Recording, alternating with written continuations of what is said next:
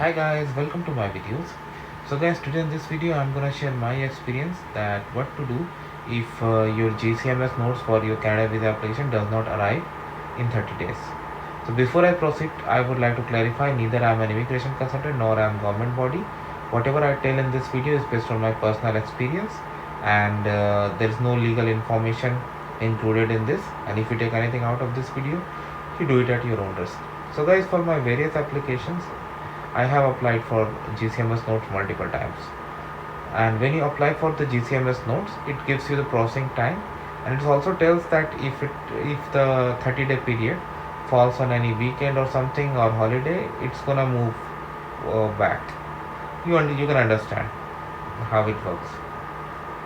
But in my case, once it has crossed that period significantly, so what I did, I responded.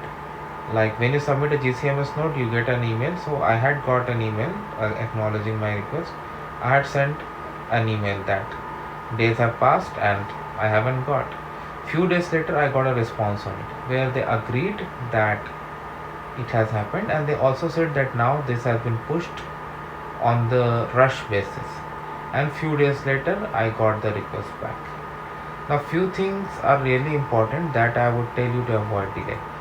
Especially I have seen sponsorship and other things, like if you are applying, if other person details are included, so it's important to get the consent form, because when I was doing for my sponsorship process, like as a sponsor I was there, but the sponsored person, principal applicant whose details are going to be included, have to provide their consent as well. So the form was attached and then it went through. So what happens, like if you don't include the form initially, they are going to come back to you, they are going to share the link with you that okay, now you go ahead with this form, like you provide this form and then they proceed. But if you do it initially itself along with the application, you can avoid this delay. So this is a suggestion that I am going to share with you. Thanks for watching.